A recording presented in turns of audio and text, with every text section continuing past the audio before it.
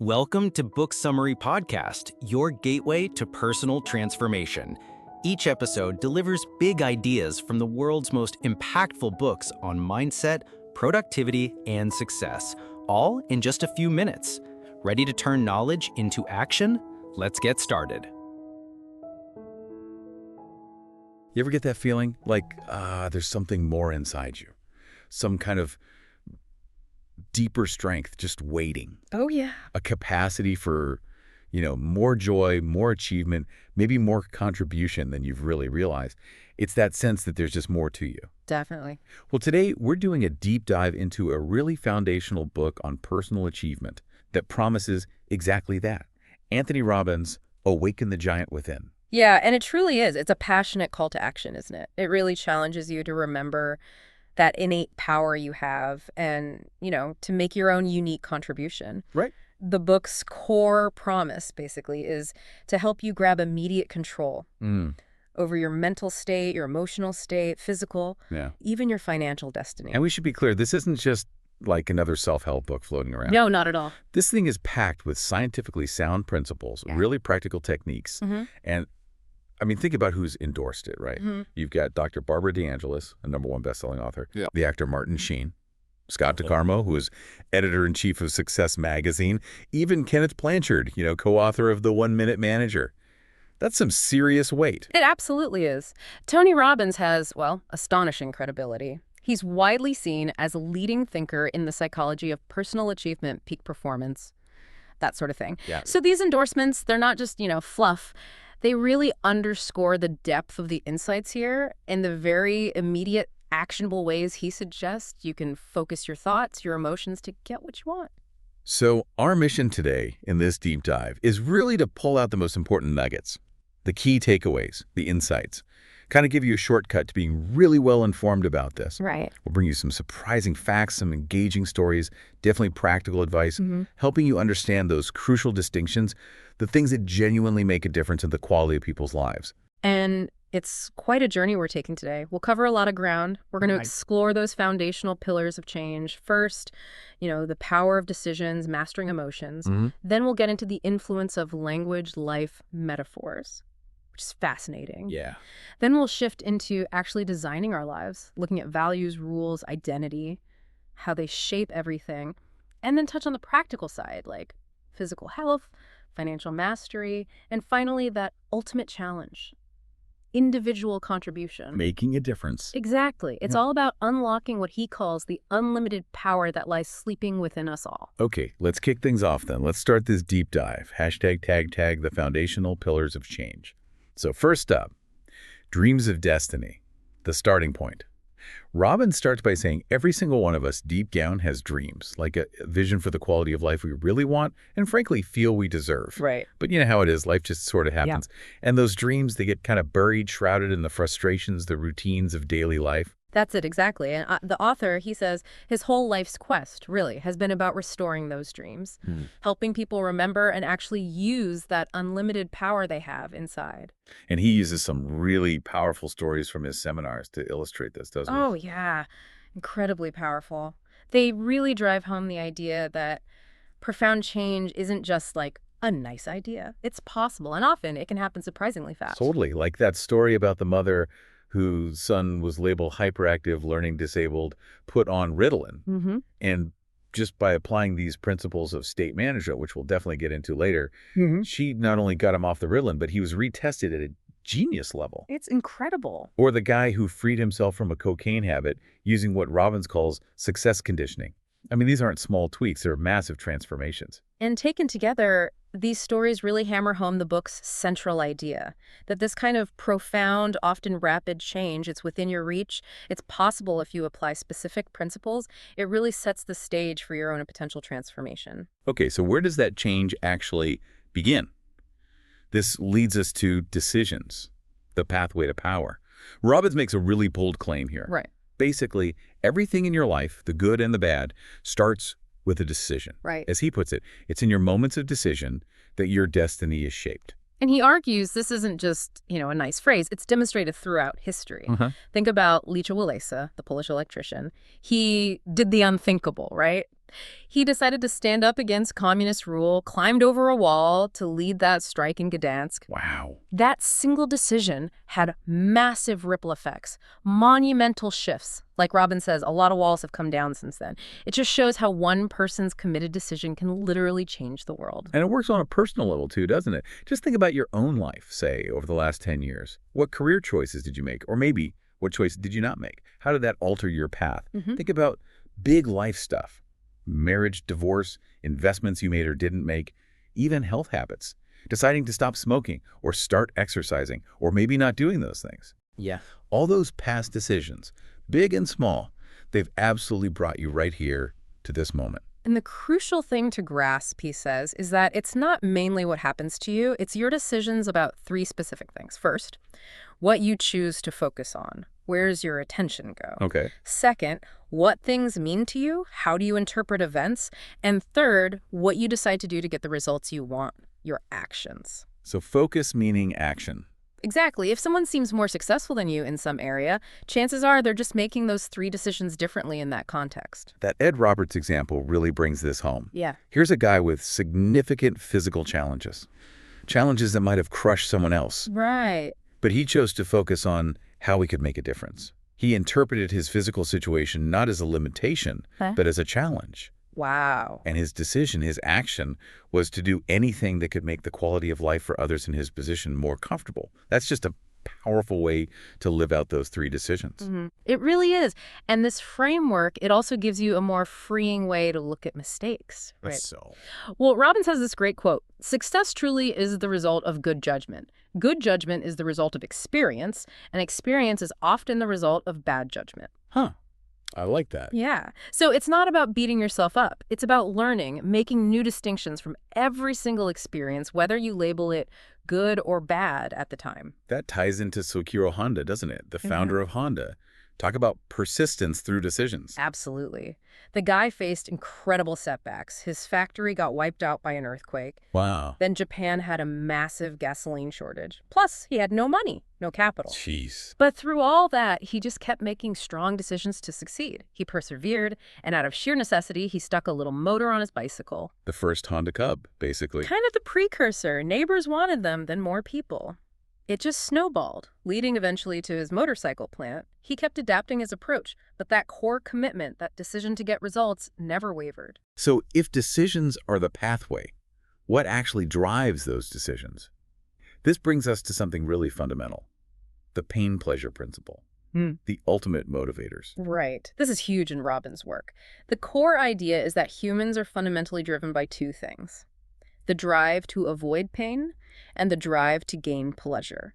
Everything we do or don't do stems from this. And most inaction, he says, comes from associating more pain with actually doing something than with just staying put. Exactly. It's a provocative idea, isn't it? Like, think about that guy after the plane crash in the Potomac River. He kept passing his life preserver to others, saving multiple lives, but he drowned himself. Yeah, I remember that story. Robbins asks, what drove him?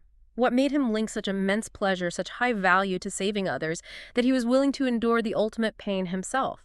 It makes you think about those deep internal drives. And the flip side is procrastination. Oh, yeah. Why do we put off stuff we know we should do? Approaching someone, starting that business, sticking to the diet. It's because in that moment, our brain connects more pain to doing the thing, fear of rejection, fear of failure, maybe just discomfort, than it does to the pain of missing out on the opportunity. Precisely. The immediate perceived pain outweighs the potential future pleasure. He shares something personal here, too, about linking pleasure to learning early on. Yeah, that was a key insight for him. He realized learning was a powerful way to get out of pain and into pleasure. It gave him something valuable to offer, to contribute, understanding human behavior, emotions. He saw that as the key to getting everything he wanted: better health, deeper connections, you name it. That strong connection in his brain, what he calls a neuro association. Okay. That automatic link between an idea and a feeling that became a core driver for his whole life. And this isn't just internal stuff. Advertising uses this constantly. Oh, totally. Masterfully. Remember the California raisins? Vaguely. Yeah. The dancing raisins. Yeah. The raisin industry was tanking. Then they linked the fun, the pleasure, the cool vibe of that Motown song, I Heard It Through the Grapevine, to this, frankly, boring fruit. Right. And boom, sales jumped 20% a year. They literally reinvented the raisin as cool just by creating a new, pleasurable neuro association.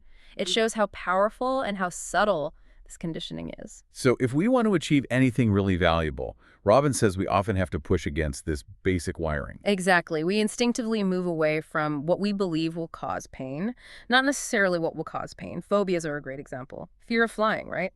Often it's tied to some past painful memory or even just an imagined future pain, even though flying is statistically super safe. We respond to the perceived threat, the conditioned fear. We have to learn to override that, which leads perfectly into the concept of leverage, the power to instantly transform. Okay, what's leverage in this context? Robbins defines it as like a tool, a device we use to lift something really heavy we couldn't manage otherwise. In terms of change, it means getting to a point where, deep down at an emotional sensory level that you must change now. Like hitting a pain threshold. Exactly. Experiencing so much pain with the way things are that staying the same becomes absolutely intolerable.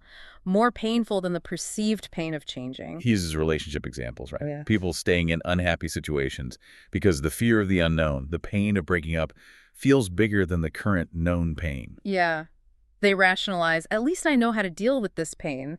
They haven't hit that threshold where staying put is the worst possible option. It really highlights his point that complacency breeds stagnation. Absolutely. You need dissatisfaction. If you're not deeply unhappy with a behavior, you won't muster the energy to break those ingrained patterns. So how do you create that leverage for yourself or someone else? He boils it down to a two-step process. Simple, but powerful. First, you have to make not changing intensely painful, like beyond your tolerance level. Okay. Second, you make the idea of changing really attractive, really pleasurable. You basically flip the pain-pleasure association. And a key technique for actually making the change stick is the pattern interrupt. Yes. This is crucial for breaking limiting habits or thought patterns. He gives this wild example with a guy addicted to chocolate. Oh, yeah. What'd he do? It was pretty radical. He basically made the guy eat only chocolate for 9 straight days. Seriously, just chocolate. Just chocolate. The goal was to link overwhelming, massive pain to it. Apparently, the guy eventually just snapped, screamed, "You can't make me," and threw the chocolate away. Wow. That's intense. Totally outrageous. But it worked. It shattered the old pleasure association. Then Robbins helped him condition empowering alternatives like specific breathing exercises, physical activity, things that met the need the chocolate was filling, but in a healthy way. So you can even do this with memories. Like if you keep replaying a negative event. Yeah, absolutely. If you keep replaying your boss yelling at you, you just feel worse and worse, right? He suggests you can literally scramble the sensations linked to that memory. Like make the memory funny in your mind, give your boss a silly voice, or imagine him wearing a clown nose. It sounds weird, but it instantly interrupts the negative emotional pattern, stops the reruns. Okay, so he pulls this all together into a system, right? Neuro Associative Conditioning, or NAC. That's right. 6 core steps. And he says even just the first 3 can create huge change. Step 1. Decide what you actually want instead of the old pattern. Get clear on the positive alternative. Got it. Step 2. Get leverage. Link massive pain to not changing and massive pleasure to making the change. Feel it intensely. Okay. Pain, pleasure again. Step 3, interrupt the limiting pattern. This is where you need to be creative, even outrageous. Do something totally unexpected to break the cycle. Right. Shape things up. Exactly. Then step 4 is create an empowering alternative. Find a new behavior or thought pattern that gives you the same positive benefits the old unwanted pattern did, but in a better way. Okay. Makes sense. Step 5 is condition the new pattern. This is key. You reinforce it through repetition, intense positive emotion, imagining yourself using it successfully in the future that's future pacing, and giving yourself immediate rewards. Build that new neural pathway. Precisely. And finally, step 6, test it. Check the ecology of the change. Does this new pattern fit well with your life, your values, your relationships? Does it really serve you overall? That seems pretty thorough. It is, and the underlying message is about the brain's incredible power. It's got this almost unbelievable capacity, but most of us, we don't have the owner's manual, right? Our behavior is rooted in these physical neuro associations, and research, like from Michael Merzenich, shows the more you do something, the stronger that pathway gets. So it really comes down to conscious, deliberate conditioning. Okay, let's shift gears slightly and talk about shaping our inner world, starting with belief systems. the power to create and destroy. This feels like a core concept. Absolutely. The central idea here is huge.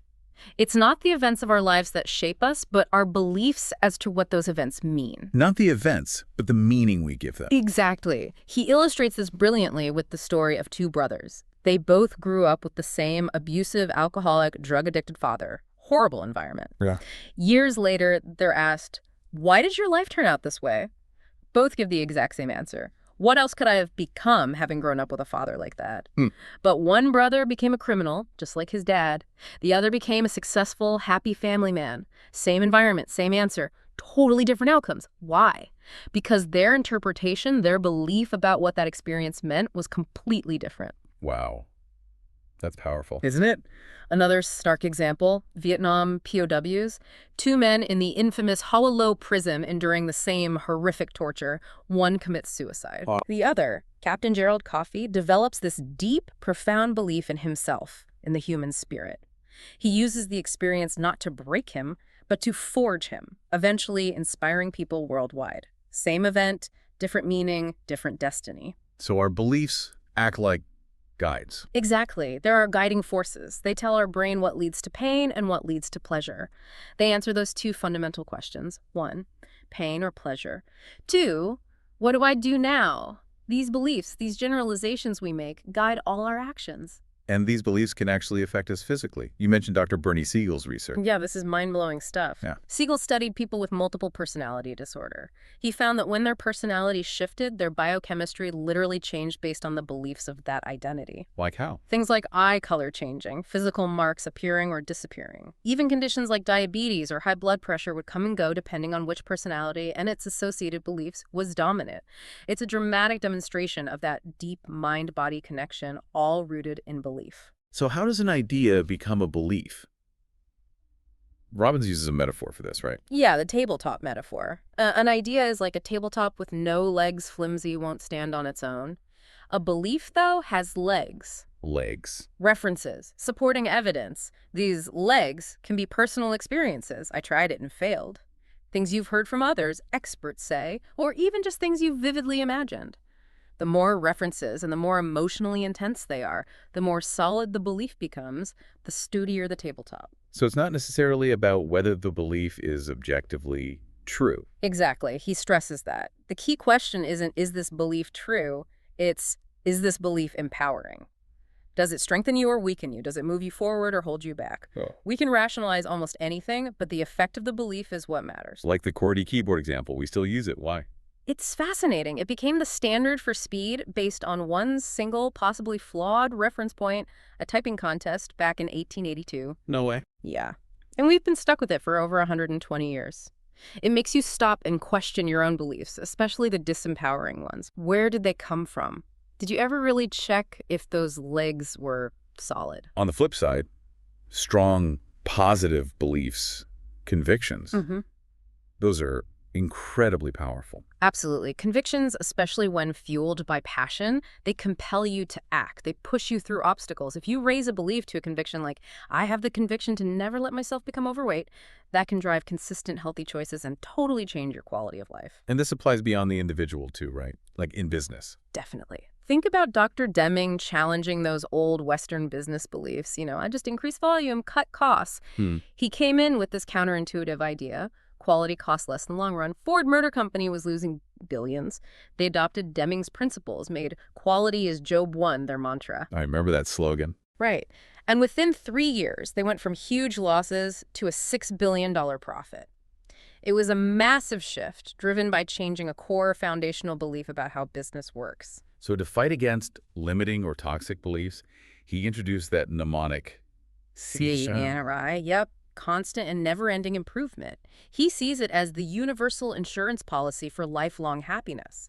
Apply it everywhere. Business, relationships, health, finances. It turns life into this ongoing adventure of growth. Okay, so the process for shifting beliefs is, Yeah. first, See the cost of the old belief. Right. Feel the pain it's causing you. Then, link intense pain to keeping it, intense pleasure to changing it leverage again. Exactly. Decide to ditch the old one and immediately replace it with an empowering opposite, reinforcing it with new legs, new references. You got it. Like Marva Collins, that amazing teacher. She took kids labeled disadvantaged, got them reading college-level books at young ages. How? By getting them to hold themselves to a higher standard, adopt new, empowering beliefs about their own potential, and giving them the actual skills and strategies to succeed, it transformed their lives. Okay, let's talk about state, the power of state, mastering your emotions through physiology and focus. It seems crucial. It really is. Robbins puts it bluntly. The difference between acting badly or brilliantly is not based on your ability, but on the state of your mind and on your body in any given moment. It's all about state. And the first key to controlling state is physiology, how you use your body. Physiology, the power of movement. His big line is, emotion is created by motion. Even tiny changes, your facial expression, your posture, your breathing, they shift how you feel instantly. You have that conductor analogy, right? Yeah.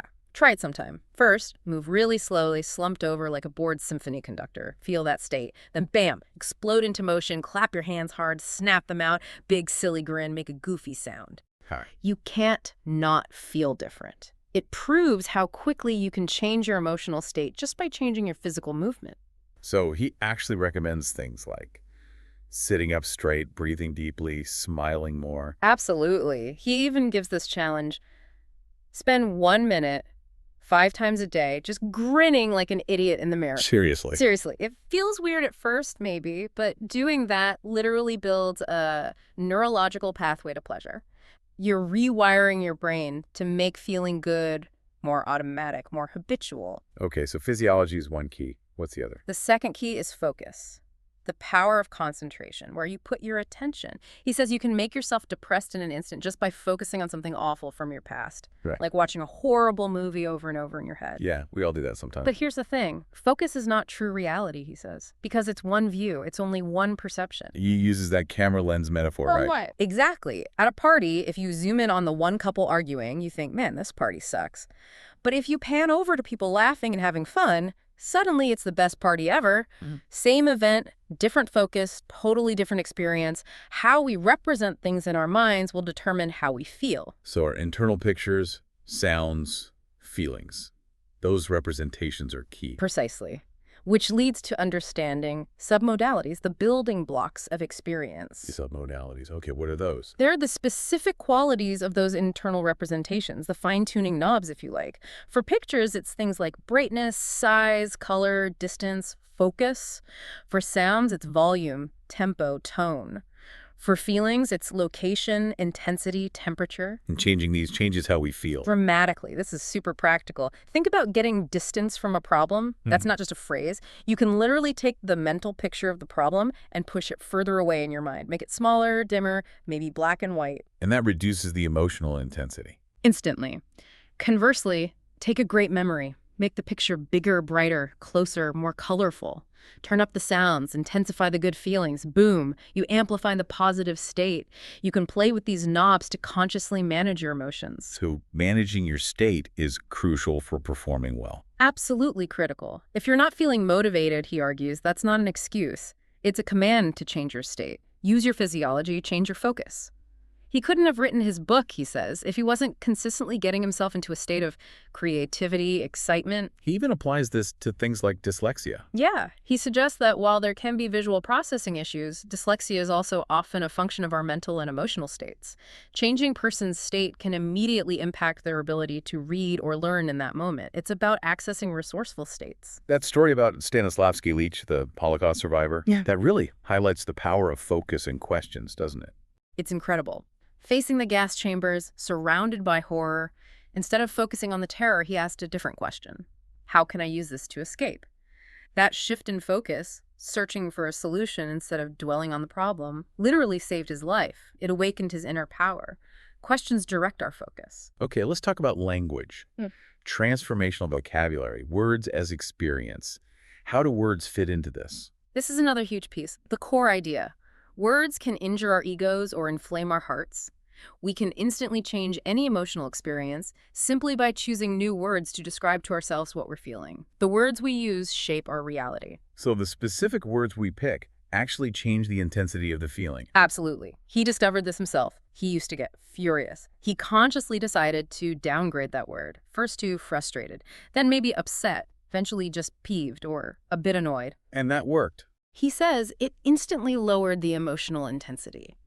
Because the words that we attach to our experience become our experience. If you label something as devastating, you feel devastated. If you label it as inconvenient, it feels less intense.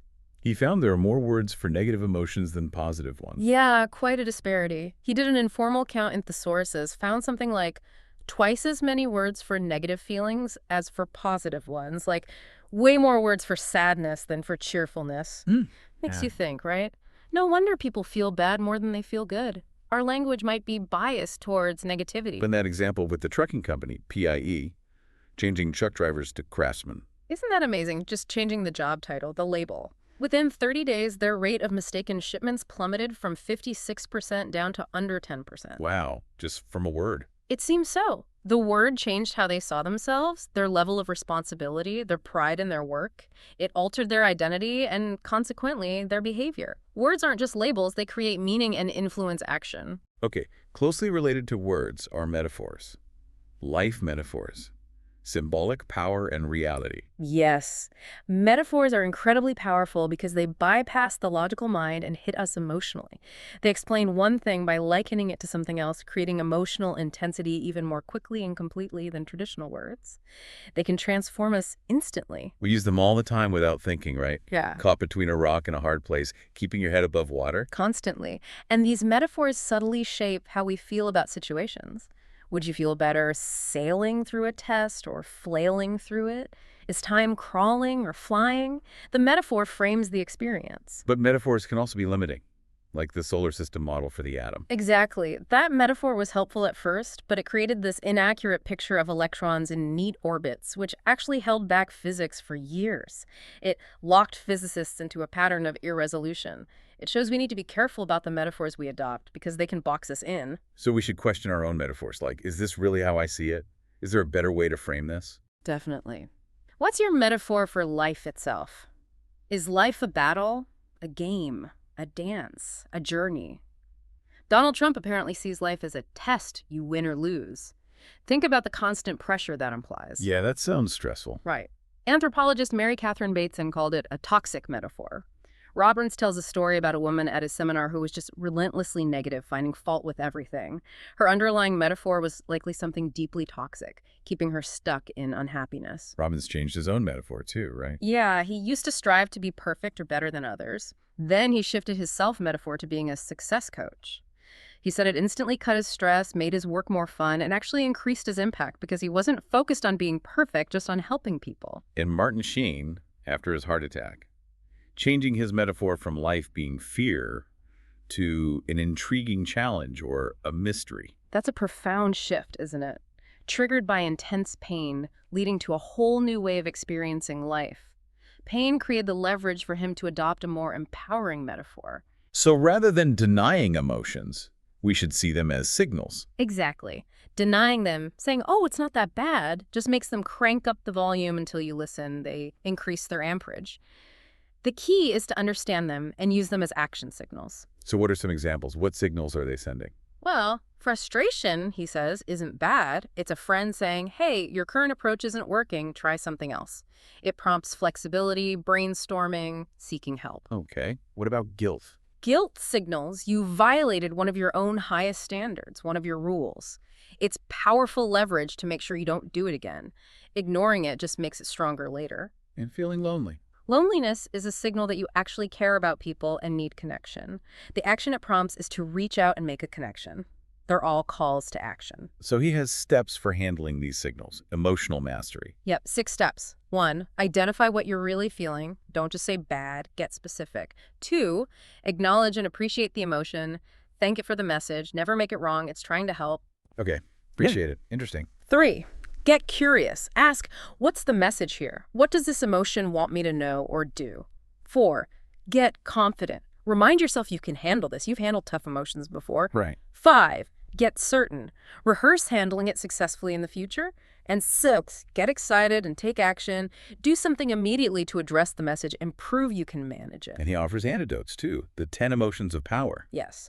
These are positive states you can cultivate consciously, like planting seeds. They act as direct antidotes to the negative action signals. Like what? Like love and warmth. That's the antidote to anger, resentment, hurt. Remember his line? All communication is either a loving response or a cry for help. Appreciation and gratitude. Powerful antidote to fear. Curiosity kills boredom and can diffuse hurt. Contribution wipes out loneliness because it connects you to others in a meaningful way. So if you feel an action signal like fear, you consciously cultivate its antidote, like gratitude. Exactly. Feel fearful. Focus intensely on everything you're grateful for. Feel angry. Channel that energy into passionate action towards a goal.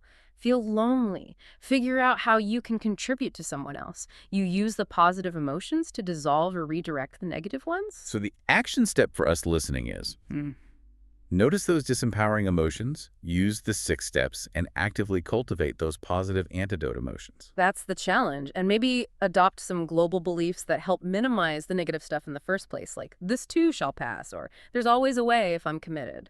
Okay, let's move into actively designing our lives. Starting with the magnificent obsession, creating a compelling future. This is all about goals. Right, and the foundation is simple but profound. Nothing happens unless first a dream.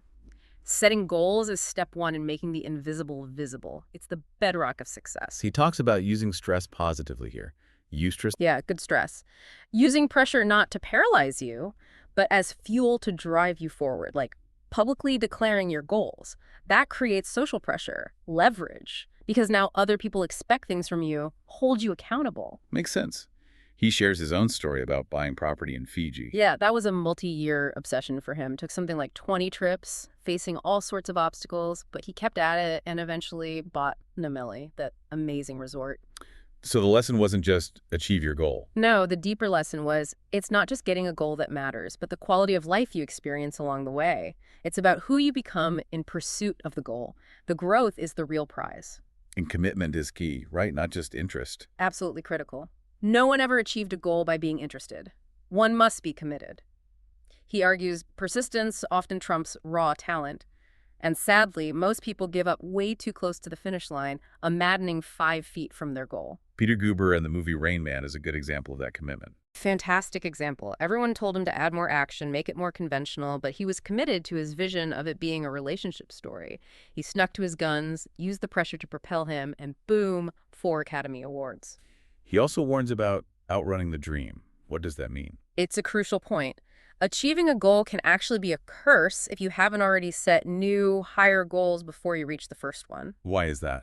Because people hit the target and then they feel empty. They think, okay, now what? Is that all there is? That's why having a sense of contribution, something bigger than yourself, is so important. It provides that continually compelling future, ensuring ongoing growth and fulfillment. Okay, next up, life values, your personal compass. How do values fit in? Values are about what's most important to you. Robbins says, nothing splendid has ever been achieved except by those who dared believe that something inside of them was superior to circumstance. That something inside is often tied to deeply held values. True fulfillment comes from identifying your highest values and consciously living by them. Like Jamie Escalante, the teacher from Stand and Deliver. Perfect example. He took kids everyone else had written off and got them passing AP Calculus. How? By changing their beliefs, yes, but also by holding them to a higher standard, reflecting his own deep values about human potential and the power of education. He lived his values. So living by our highest ideals brings long-term happiness. That's the argument. The only way for us to have long-term happiness is to live by our highest ideals, to consistently act in accordance with what we believe our life is truly about.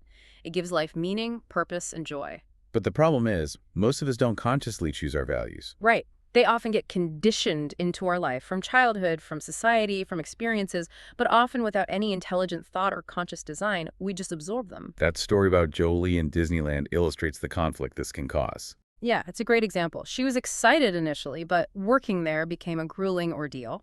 Why? Because the day-to-day reality clashed with her higher, perhaps unconscious values like spending quality time with loved ones or her desire for personal growth. She wanted that trainer certification. So she felt pulled in two directions. Exactly. Pain if she went to Disneyland, pain if she stayed focused on her other goals. Her conditioned values were in conflict, creating that internal tug of war. Robbins realized this about himself, too, with his value of passion. Yes. He found that having passion as his #1 value was actually leading him towards burnout.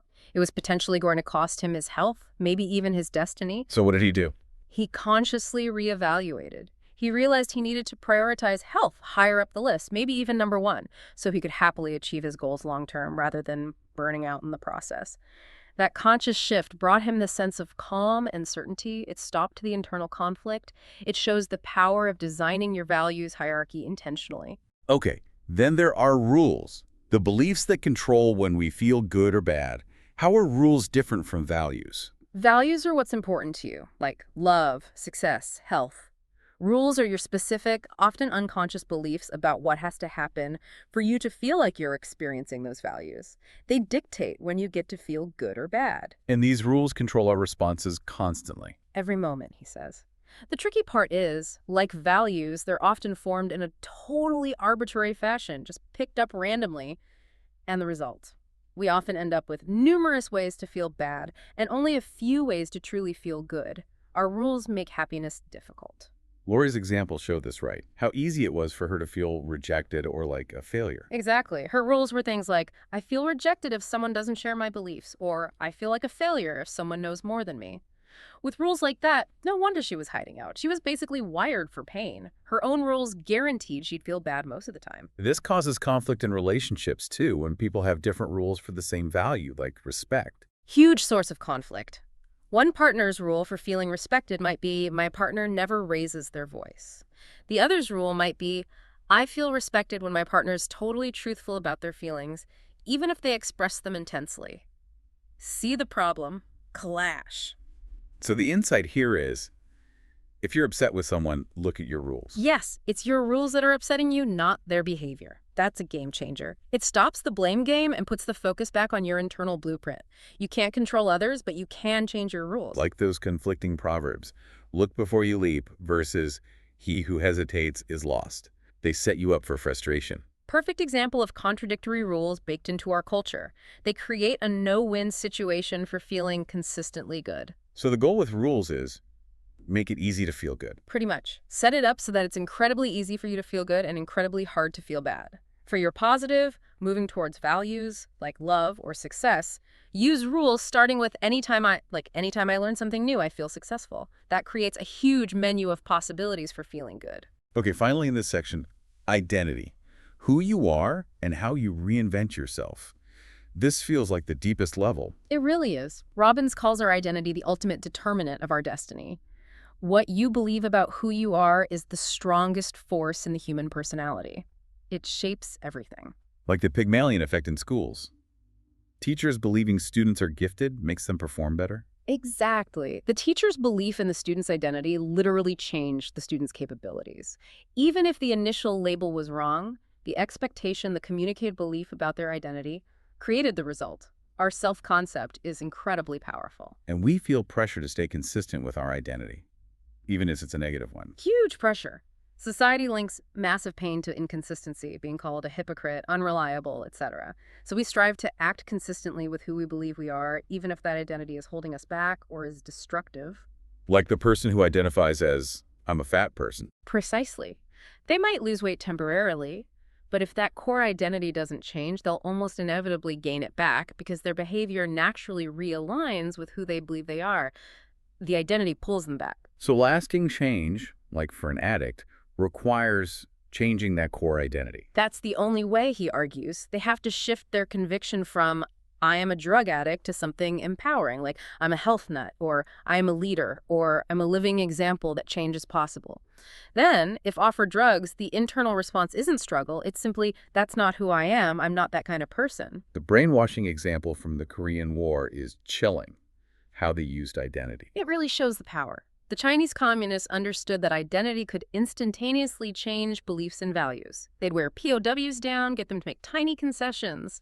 The United States isn't perfect. Then they'd use those small actions to shift the POW's self-perception. See, you said this, you did this, you must be the kind of person who believes this. Because we often look at our actions to figure out who we are. Jean Valjean in Les Miserables is the positive version of that, right? Beautiful example. The priest's act of incredible grace, calling Valjean an honest man, giving him the silver. That was a massive pattern interrupt. It shattered Valjean's identity as a convict and offered him a new, noble one. That shift in identity changed his entire life's trajectory. So how do we figure out our own identity and maybe reshape it? Robbins suggests asking yourself, who am I, repeatedly? Let the answers surface. Go deeper each time. What roles do you play? What metaphors resonate? What qualities define you at your core? And then consciously choose. Yes. List the elements of the identity you want to have. Find role models. Imagine stepping into that new identity. How would you walk, talk, think, feel? Make a conscious decision about who you choose to be. Describe it in detail and start acting consistently with it. You might uncover, as he says, a giant identity that is more than our behaviors, more than our past, more than any label we've been giving ourselves. You can reinvent yourself. #tag practical application and societal impact. Okay, let's get practical. Physical destiny. Prison of pain or palace of pleasure? How do we apply these ideas to our physical health? The core idea here is that your physical well-being depends largely on how you condition your body, specifically your metabolism and muscles, for energy and fitness. He uses Stu Middleman, the ultramarathoner, as an example. Yeah, amazing guy. He ran 1,000 miles and apparently looked better afterwards. No injuries. Why? Because he understood the critical difference between health and fitness. Jim Fixx, the famous running guru, was super fit but died of a heart attack at 52. He was fit, but not truly healthy. So you can actually train your metabolism. How? It's about aerobic versus anaerobic states. Yep. Most people, he says, live in a more anaerobic state because of stress, because popular exercises like tennis or intense weightlifting are often anaerobic. And that's bad. Well, it trains your metabolism primarily to burn glycogen, or blood sugar, for fuel. That can lead to energy crashes, cravings, and other health issues long term. So what's the alternative? Aerobic exercise, working at a lower heart rate where you can still talk comfortably. This specifically trains your metabolism to burn fat for fuel, which provides steadier, more sustainable energy and supports overall metabolic health. He also stresses the importance of a proper warm-up, like 15 minutes, to actually mobilize the fat stores before you start burning them effectively. And this ties into HGH, human growth hormone. Right. HGH is naturally released during sleep, but levels drop as we age. However, the right combination of aerobic and anaerobic exercise, plus good nutrition, specifically limiting sugar, unhealthy fats, salt, and excessive meat, can naturally boost your HGH levels.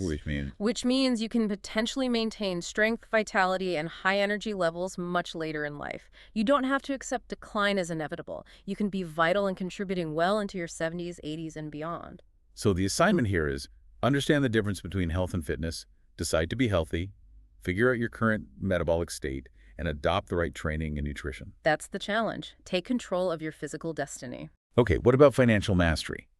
Money causes a lot of stress for people. Huge stress. He points out that while money is merely a medium of exchange, we've learned to attach some really debilitating emotions to not having enough of it. Anxiety, frustration, fear, insecurity, anger. The list goes on. And the reason most people struggle financially, he thinks, is mixed feelings about money. Often, yes. Mixed neuro associations.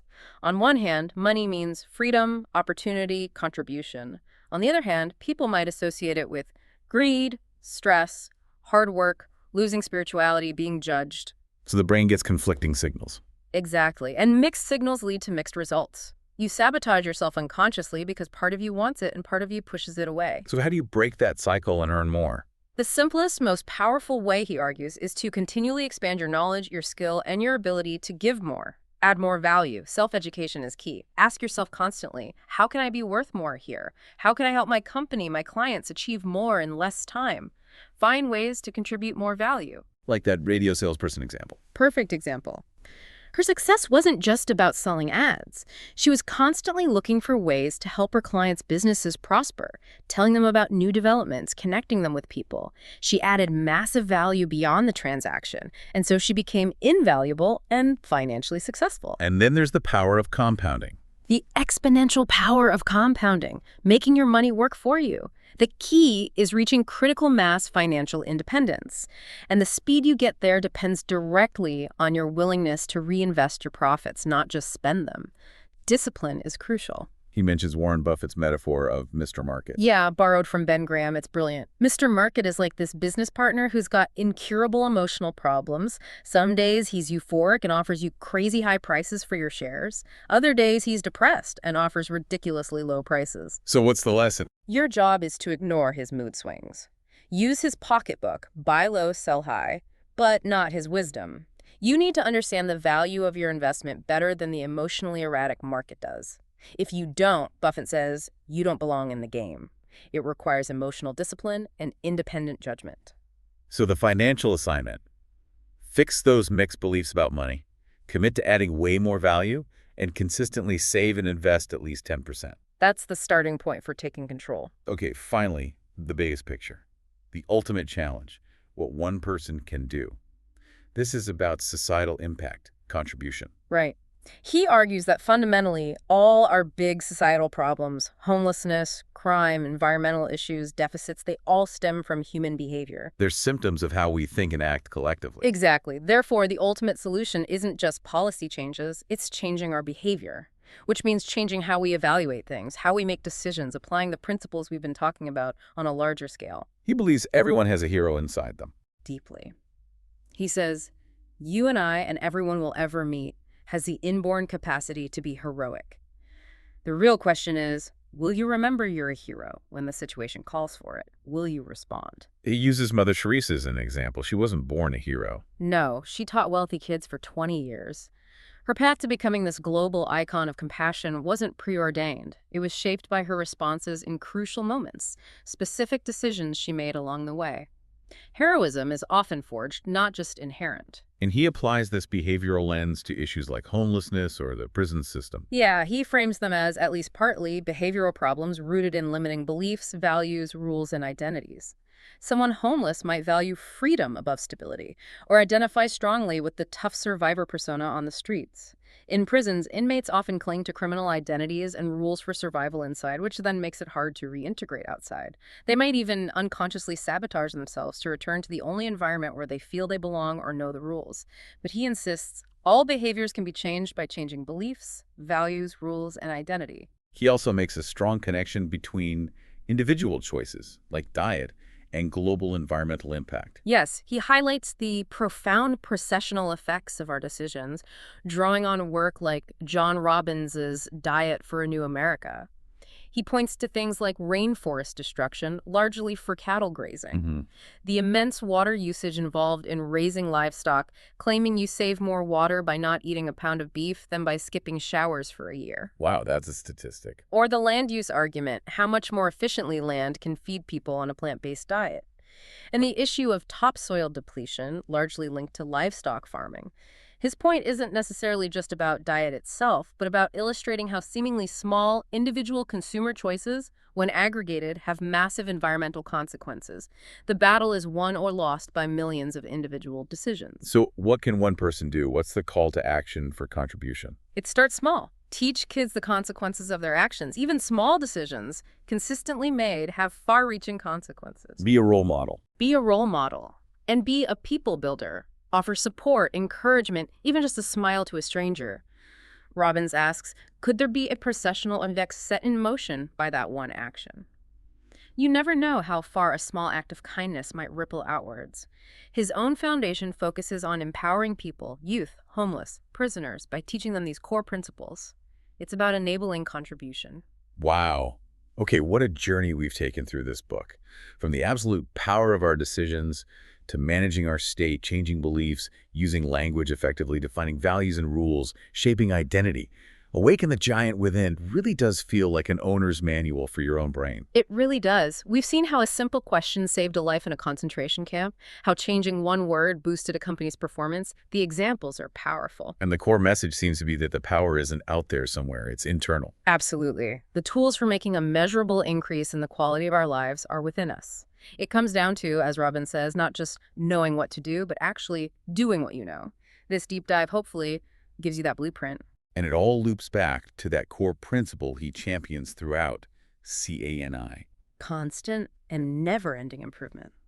That's the thread weaving through everything. Applied to your relationships, your finances, your health, your contribution, it's the path to sustained growth, fulfillment, and happiness. So maybe a final thought for everyone listening. Think about the garden of your life. Weeds, challenges, negative thoughts, setbacks, they're always going to pop up. Right? Part of life. Yeah. So the question is, will you react with frustration, anger, fear? Or will you cultivate that resourceful, maybe even joyous state needed to simply pull the weed, understanding it's just part of the process, part of what keeps you vigorous, strong, and vigilant in tending your own garden? The choice and the potential for transformation that comes with it is always yours. Thanks for tuning in to the Book Summary Podcast. If you found value in today's episode, hit that like button, subscribe for more summaries, and share it with someone who's ready to grow. Want deeper insights, exclusive book notes, and reading tips? Join our free newsletter. The link's in the description. And don't forget, if you'd like to read the full book, our affiliate link is right below. It helps support the channel and keeps the summaries coming. Until next time, keep reading, keep growing.